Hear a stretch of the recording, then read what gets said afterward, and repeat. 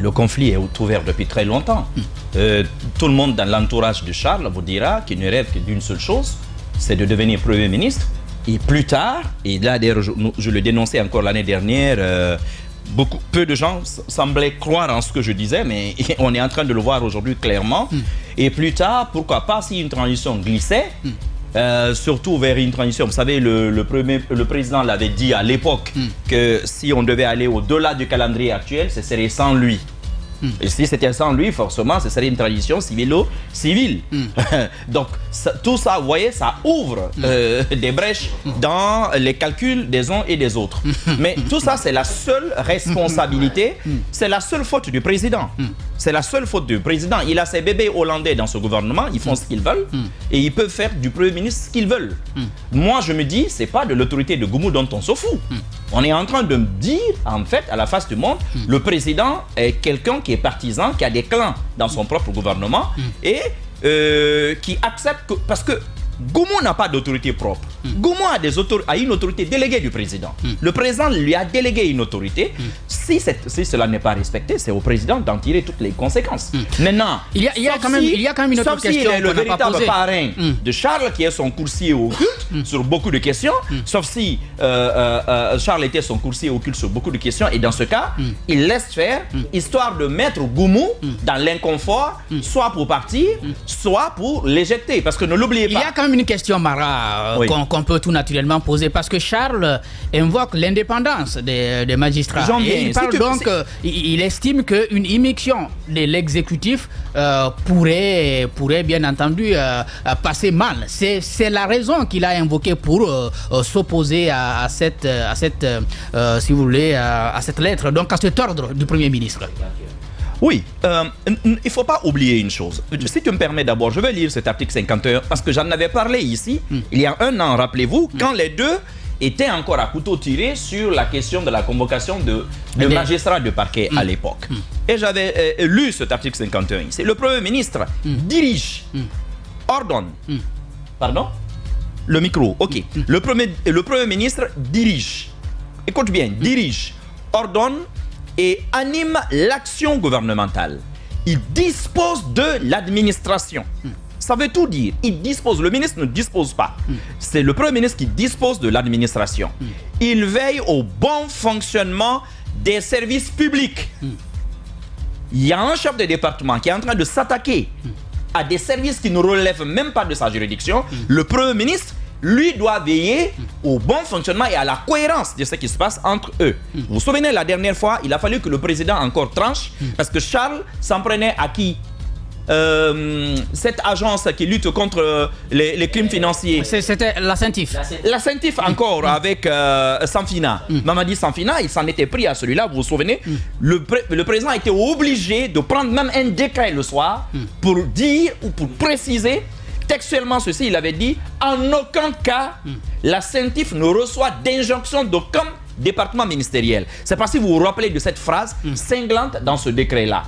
Parce que le ministre, malheureusement, il n'a pas de bilan. Mais je veux d'abord qu'on revienne sur le contenu de cette lettre. Parce que c'est plus important. Après, on termine avec cet article. Alors, l'article continue. Est-ce que finalement... Il veille au bon fonctionnement des services publics, à la bonne gestion de l'économie nationale, des finances publiques et domaines de l'État, parce que c'est de ça qu'il s'agit ici, des entreprises et des organismes publics. Il assure l'exécution des lois et règlements. Il assure l'exécution des lois et règlements. Il veille à l'application des décisions de justice. C'est clair. Ça, c'est l'article 51 de la Charte. Il y a quand même une autorité. Non, mais c'est clair. Alors, allons sur ces faits-là. D'accord? Moi, d'abord, le courrier du Premier ministre me pose un premier problème. Vous allez dire, Mara aime toujours jeter les petits cheveux dans la soupe. Je suis désolé, mais il y a 2 ans que des gens sont en prison. Le Premier ministre vient de reconnaître à la face du monde entier que si leur procès n'aboutit pas, si leur jugement a de la peine à être exécuté, c'est parce que le département de la justice n'a pas fait le bon boulot au préalable. D'accord? Il renvoie le ministre dans les cordes. Vous voulez ouvrir de nouveaux chantiers? Alors, pendant qu'on vous a confié, il le rappelle, il dit depuis 2021, on vous a déjà confié des chantiers. Qu'en est-il de ces chantiers-là?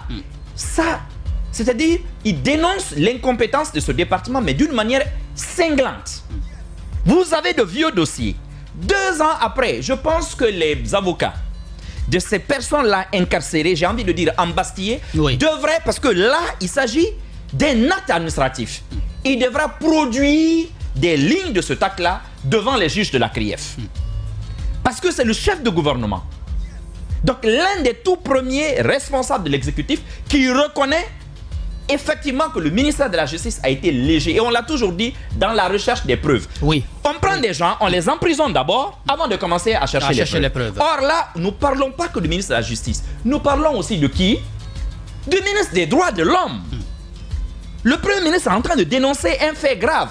On le dit tous, ces gens-là ont-ils volé ou pas? C'est à la justice de le déterminer. Mais la manière dont leurs dossiers sont conduits, beaucoup de gens aujourd'hui estiment qu'on viole leurs droits fondamentaux. Le Premier ministre dénonce. Première chose. Deuxième chose, la question, Djibaï a répondu, je ne vais pas, comment on appelle, je ne vais pas aller longtemps là-dessus. Le ministre confond organisme de contrôle et organisme d'enquête. L'article 37 qu'il a cité, Daouda Mohamed, tu t'es arrêté. Lis-nous le dernier alinéa, s'il te plaît. Il est beaucoup plus fourni. L'article 37 que tu lisais tout à l'heure, tu avais lu les 2 premiers alinéas. Quelque chose vous a échappé. Là où tu as parlé de cohérence. Juste le dernier alinéa. Il dit à cette fin, il adresse aux magistrats du ministère public des instructions générales de politique pénale.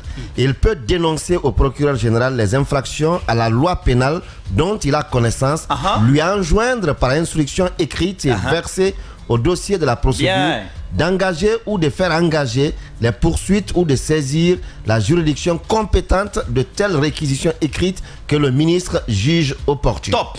Le ministre, pour qu'il y ait injonction, le législateur a écrit quelque chose de très simple. Oui, il a le pouvoir. Si la commission de délit est portée à sa connaissance, ça peut être par voie de dénonciation ou lui-même découvre qu'il y a eu des délits. Il faut qu'il découvre il y a des délits. Et en ce moment-là, il peut prendre une injonction. Et l'injonction doit dire qu'est-ce qu'il recherche. Mais quand vous dites découvrir des délits, donc ce ne sont pas de simples suspicions. Non. Pas de simples suspicions. C'est pas de simples suspicions. Mais si ce sont des suspicions, même ses rivaux vont se retrouver. Non, ce n'est même pas ça. Non. Mais lui-même, il y a beaucoup de suspicions sur lui, et vous le savez, sur beaucoup de questions. Mais on ne va pas le clouer au pilori parce qu'il y a des suspicions. Il faut des preuves. Mais s'il a un début de preuve ou des accusations, des éléments tellement grave qu'il pense que cela mérite des enquêtes, en ce moment-là, il enjoint au procureur général de se saisir de dossier. Mais voilà où M. Charles se trompe. Vous allez sur pratiquement 350 mails, 350 dossiers pratiquement. Vous allez sur les directeurs généraux. Combien? Très nombreux, hein, parce que les établissements publics là, à caractère administratif... Des dizaines, peut-être. Bon, prenons Bambo 20-30. D'accord. Vous êtes à 380. Les DAF, une trentaine. Vous êtes à 400 au bas mot. Et dit ouvrez 400 dossiers pour un pays qui a, dont l'effectif des magistrats enquêteurs ne fait pas la moitié de ce chiffre-là. Les magistrats enquêteurs. Des parquets ne font pas les 200 ou 250. Vous imaginez un peu. Le Premier ministre lui rappelle que 2 choses. Ça, ce que vous demandez là, ce n'est pas des enquêtes, en fait, c'est du contrôle. Or, il y a des entités en Guinée qui sont chargées, qui sont des corps de contrôle, qui sont chargés légalement de s'en occuper. Parce que vous n'allez pas chercher, il ne dit même pas qu'est-ce qu'il recherche. Il n'a pas eu de dénonciation, il n'a rien sous la main. Il dit, bon, comme ils doivent sortir, bloquer les passeports. Je parlais de violation de droits humains. Vous ne pouvez pas bloquer les passeports des gens, entraver leur liberté de mouvement. C'est une décision de justice. Et même leur dignité. Et non, j'en viens. C'est pourquoi je parle de violation de droits humains. Vous bloquez leur liberté de mouvement. Vous entachez leur dignité à la face du monde sur la base de vos seules suspicions parce que vous avez des procureurs entre les mains. Vous avez vu déjà l'autre problème que ça pose pour un ministre des droits de l'homme. Ça, c'est le deuxième problème. Donc, le Premier ministre le souligne. Mais il souligne quoi? Vous ne maîtrisez pas les procédures. S'il doit y avoir des contrôles massifs au niveau des établissements publics, oui. Le Premier ministre lui rappelle, même moi, le Premier ministre, je ne peux pas prendre cette décision seul. Moi, le chef de l'administration, qui peut en disposer, cette question-là est prise en Conseil des ministres, qui est l'instance suprême en termes de décision. C'est pourquoi même les décrets, il y a des décrets dans la Constitution, normalement, même l'ancienne Constitution, il y a des décrets pris en Conseil des ministres. Ces décrets-là ont une résonance beaucoup plus forte qu'un décret que le président prend seul.